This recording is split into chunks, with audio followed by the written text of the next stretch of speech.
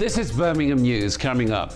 Medical experts are calling for all babies across Europe to be routinely screened for critical heart defects. We're at Birmingham Women's Hospital. On the River Severn, Iron Bridge is an emblem of our region's leading role in the Industrial Revolution. English Heritage are on site conserving this world-renowned site. Your news for Birmingham and the West Midlands begins now.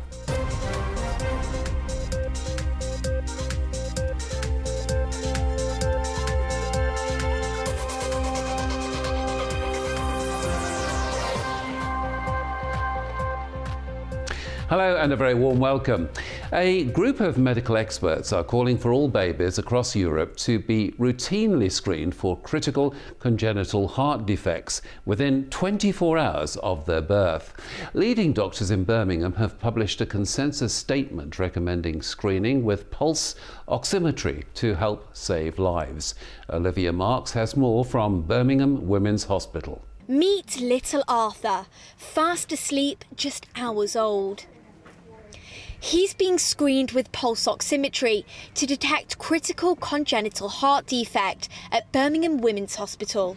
Only half of the hospitals in the West Midlands use pulse oximetry screening, but now doctors are calling for all babies across Europe to be screened within 24 hours of their birth. So mothers are screened antenatally before the babies are born with an ultrasound, which can detect some heart defects, but at the moment it only picks up about 50% or so of those, and then we perform an examination of the baby after they've been born, listening to the heart and feeling the pulses.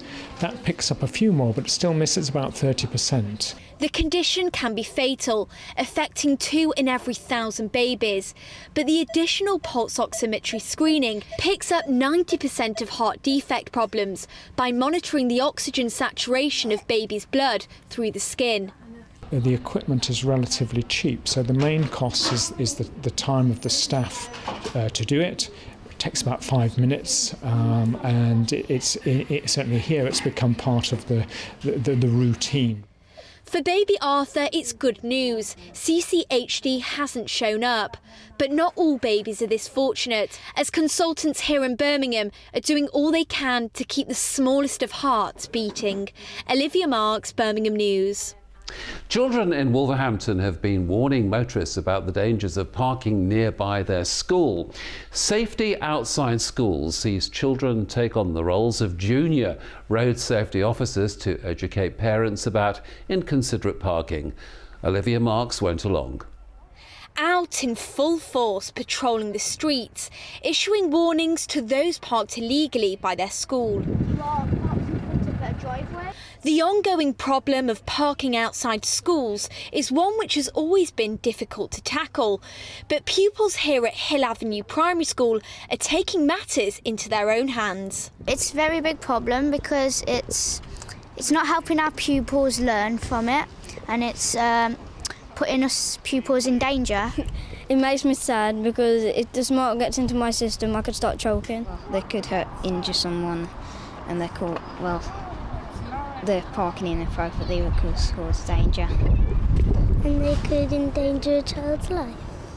22,000 pedestrian casualties occur near schools around the UK every year. But this new initiative in Wolverhampton hopes to reduce that number. In the 2.5 years I've been here, it seems to have got worse over the years. I think more people these days are just using cars to bring the children to school, but there just seems to be a bit of a disregard for the children's safety at times. We always find from empowering the children that has the biggest impact in anything we do, whether it be learning or teaching and so on. So we're feeling from this project, working with the police and local MP Pat McFadden, we can really empower the children to make a positive impact. The initiative has been developed by West Midlands Fire Service and the City of Wolverhampton Council with the support of local MP Pat McFadden. What we're doing today is trying to get children to remind drivers of the law, because it's not been working when the school's been appealing or residents have been appealing. We need to make sure that children are safe when they come to school and when they're going home at the end of the day. It's job well done for these mini safety officers, setting an example to remind adults about road safety. Olivia Marks, Birmingham News.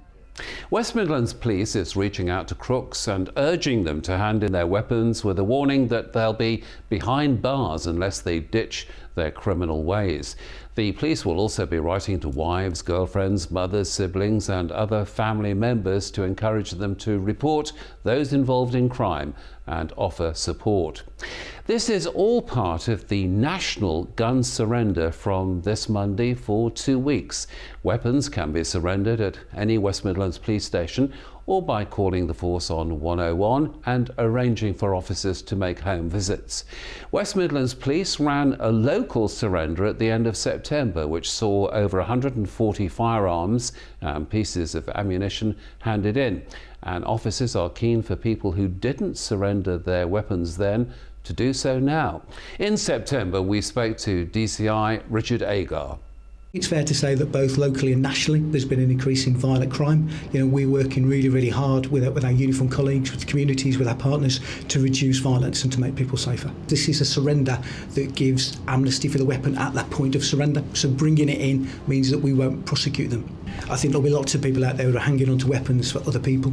They hold the liability while they've got that weapon, and if they're identified, then they will be prosecuted. Those are the people who face imprisonment. If you've got that weapon and you're concerned, get it off your hands, contact the police, 101. We'll do it discreetly, we'll take the weapon away. We're saving somebody's life by doing this. And a reminder that this current gun surrender is a nationwide campaign. Having started on Monday morning, it's running for 2 weeks. Trading Standards are warning people of a scam that is claiming to help people with disabilities obtain blue badge parking passes.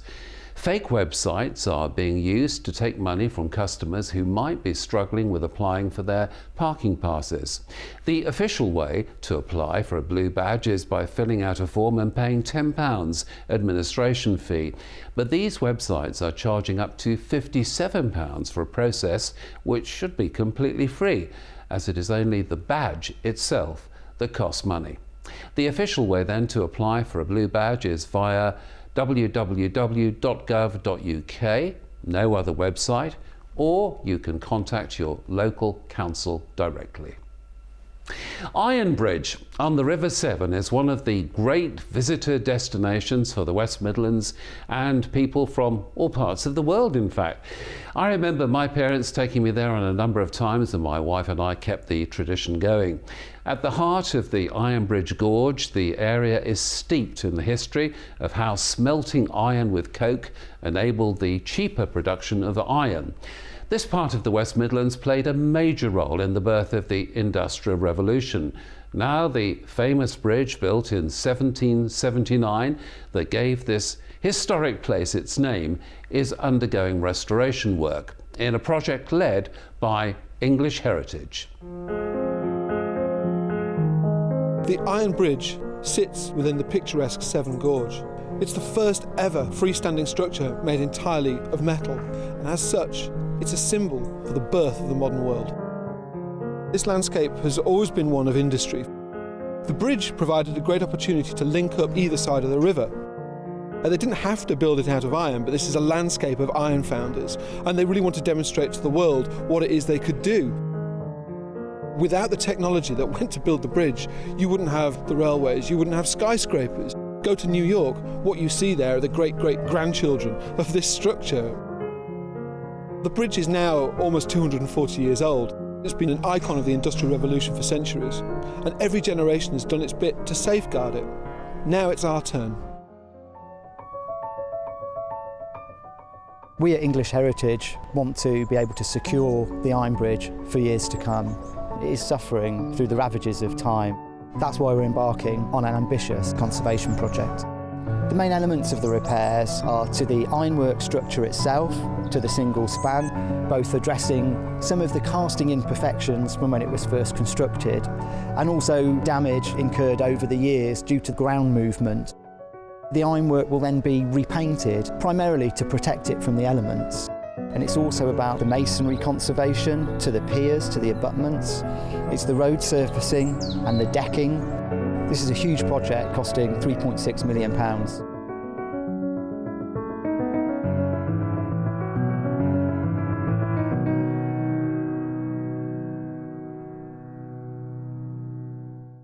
The fundraising is going well, including a generous donation for €1 million from the Hermann Remschmar Foundation in Germany. There's a fascinating timeline about the history of the bridge on the English Heritage website, a story that goes back to 1709. Well, now, as it's almost time for the break, here's a halfway teaser for you. Who was born in Ironbridge back in 1924? A boy who went on to become famous in Wolverhampton, Britain, and many parts of the world. And here's a clue. He had a lot of caps. The answer after the break. Also coming up, we reveal the price of the winning bid for Eric Morecambe's Jensen Interceptor that was auctioned at the NEC over the weekend. Birmingham News, back in a couple of minutes.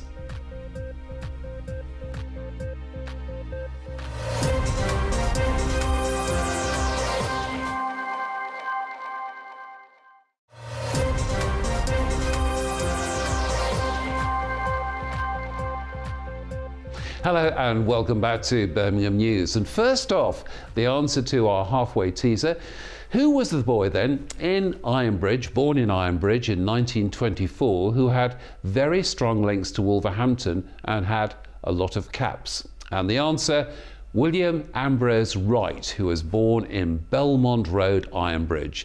The English footballer Billy Wright, CBE, spent his whole career at Wolverhampton Wanderers. He was the first footballer in the world to earn 100 international caps. He also made 105 appearances for England. I got to know Billy Wright when he was head of sport for ATV here in Birmingham and then later at Central. He was a great man. Billy died in 1994. You're watching Made in Birmingham, and now today's sports news with Sasha. Thanks, Mike. Wasps beat Ospreys 36-12, gaining a bonus point at the weekend. They got off to a fighting start with 3 tries in the opening 17 minutes. And South African Ashley Johnson will be extending his contract with the club. He's in line to make his 150th appearance in black and gold this Saturday when Wasps will play Newcastle Falcons. He told Made in Birmingham his reaction to the match at the weekend and more about his decision to stay at the club.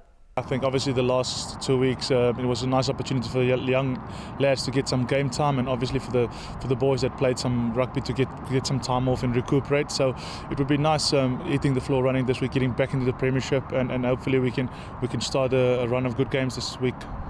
No, I think it's have that maybe that bit of hangover reaching the final, just to maybe have a step back and realise and take that in that we didn't make it, but you have to put in the hard work again and just start from scratch again. Obviously things didn't go as well as we thought the first part of the season, but hopefully we can turn that around and put in some good performances now. Yeah, it's really good. I've been at the club now for about 6 years. I've only had one club in South Africa. This is my first club ever overseas anyway. So yeah. The club's been really good. They've really looked well after me. I think the boys are brilliant lads. So I think everyone that's been here before me, that's left, can only talk about high praise about the boys, about the club. So yeah, I'm really happy and real honoured to get another contract extension, and hopefully I can help the club and contribute to lift some trophies in the future. Yeah, it's been a real roller coaster, like where we've started the first time I came here a couple of years back to where we are now as a club. It's just amazing. I mean, time flew. Like I said, when you enjoy something, time just goes really fast by. So yeah, I'm going to enjoy the occasion, but more importantly, hopefully I can contribute because we need a win this weekend. Meanwhile, Worcester Warriors played in a thrilling match against Harlequins at the Stoop, just losing out 45-37. It was the second time in just 2 weeks that Warriors scored 6 tries at 6 ways, having ended up on the losing side both times. And in football, Blues ladies suffered a hugely frustrating WSL 1 defeat as they were made to pay for missed chances and a lapse in defensive concentration, losing to Liverpool ladies 1-0. But it was better news for Villa ladies, who beat Watford 4-0 with a home win. And that's all for your sport. If you have a story and you'd like to get in touch, email us on sport@madeinbirmingham.tv or tweet us using the hashtag BirminghamSport. Back to you, Mike. Thanks, Sasha. Across the weekend, there was a good attendance at the classic car show at the NEC. The Eric Morecambe Jensen Interceptor sold for £95,625. I wonder whether the vendor was humming "Bring Me Sunshine." The bidding went nuts, and that's the auctioneer saying that, for the only Fools and Horses car, and it actually sold for £41,625. It was a van, really. And here's today's director of Birmingham News sitting in that very van a couple of years ago. A Reliant Regal Supervan 3, being driven there, or certainly sitting in the driver's seat, Lee Bannister. Two very different classics, both made in the West Midlands. Well, while we were at the show, we saw a fan stand with more showbiz connections. The club that brings together collectors of the retro-style Panther cars. And do you remember Cruella's car in 101 Dalmatians? Well, Panther was a small British manufacturer, started in 1972 and kept going until 1990. So 18 years in production, and they made about 3,000 cars. The first half of its life, it was owned by the Englishman who created the company, and then at the end of the 1970s, that company went bust, and in the 1980s, it was owned by a succession of Korean companies. Ending up in 1990, when it all finished, they were part of the SsangYong group. The ones that are here today are increasing in value all the time, and they've just shown over the last 2 years a massive increase in value. The Solo, which is a very rare one, only 14 were made. There's models have just been sold from between 50 and 80,000, which has never been heard of before. But the actual saloons, anything now, a standard one 80, but anything up to 100,000. Styling attracts a really diverse range of owners, which is why we've had famous owners. I mean, the big Panthers, Elton John had one, Oliver Reed, Marty Robbins in American folk singer, Joe Frazier, the boxer. They attract a mixture of people, and the club, from our point of view, it's a lot about the people rather than the cars. The cars are the catalyst that brings the people together, but you meet such an interesting group of people. Mm-hmm. A lot of the show is quite serious. You know, there's some really very exclusive, expensive classic cars, and we're relatively young. We're modern classics, but you know, we just like to throw a bit of a fun theme onto the show, yes. So we make people laugh a bit. Yes, yeah. And it is the enjoyment of the cars. We don't have our heads under the bonnet all the time. We enjoy them, we drive them. These cars here have all been on trips. We don't just put them in the garage and bring them out to win a prize. We actually use them and spread the word. Ray and Val Bridges there from the Panther Car Club. Following a weekend when we marked Armistice Day and Remembrance Sunday, it won't be too long before we start hearing more detailed plans for November the 11th, 2018, when the world will be looking back 100 years to the end of World War I. We do know that on the 11th of November 2018, bells will ring out from churches and cathedrals right across the country. 1,400 bell ringers will be recruited in honour of the 1,400 bell ringers that lost their lives during the First World War. Armed services personnel who are currently serving will be heavily involved in the plans for 2018. Men and women who wear their uniform with pride. The Navy's a well-drilled team, and you know, everybody supports everybody in the ship. It's like one big family when you're on board a ship. So everybody comes your brother or your sister, or you know, you get your adopted sea daddy, as they're called, and yeah, so it's just like one big family. Everybody looks after everybody else. So I wanted to do something different. So all my friends were going and being hairdressers, dancers and stuff, and I was a bit more tomboy sort of than them, so I just joined the army. Thought travel a little bit, do something different. Very small for us females, so I work with maybe 3 other females and then all the rest are guys, and it's a bit like you sort of girls stick together in work, so it's sort of more people to be with. It's always very important to remember your history. If you don't know where you come from, you just don't know where you're going.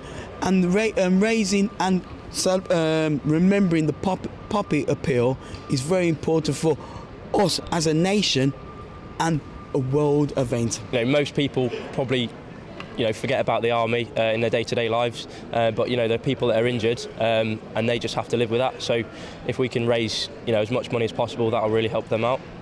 Yeah, definitely, I agree with him. It's just remembering those who've come before us. It's a really important thing for everyone to remember.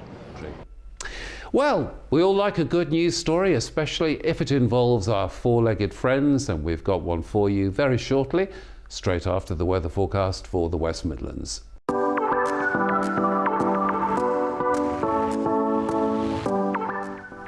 Hello there. Some cloudy weather for Tuesday. Lots of places appear quite overcast, but it could brighten up in parts.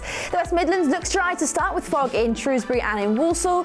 Possibly a few brighter spells up towards Lichfield and southwesterly winds of just 11 or 12 miles per hour, so keeping light. Temperatures as well reaching 12 degrees Celsius or 53 degrees Fahrenheit, so very slightly milder than the last few days. Then for the afternoon, clouds look to lighten for most, making way for some brighter weather. Much cooler weather overnight though, as expected, with temperatures dropping down to just 9 degrees Celsius. But then Wednesday, still some bright spells, rainy in Redditch with a foggy start again for Shrewsbury and Coventry.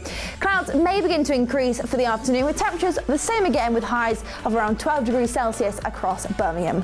Now, as we head further into November, it's getting cooler and we'd love to see your pictures. We've had some great frosty ones, so keep on emailing weather@madeinbirmingham.tv. Here's the outlook. More overcast on Thursday, but a fair few brighter spells for the rest of the week. And finally, a couple of eagle-eyed Highways England traffic officers have been praised after they helped save the life of an injured dog. It was lying in the central reservation barrier on the M42 near Redditch, and after stopping traffic to safely get to the animal, officers Nigel Lee and Simon Fussard discovered the dog was still alive but badly injured. They quickly wrapped the German Shepherd Cross in an emergency foil blanket and then called the RSPCA to arrange collection and urgent medical treatment. And we're pleased to report that the story does have a happy ending. It turned out that Bo was chipped, and following successful treatment, her owners were delighted to be reunited with her. And on that happy note, that's it for now from the team here at Birmingham News. Here's our email address if you'd like to get in touch, news@madeinbirmingham.tv. Thanks very much indeed for watching, and we'll see you later.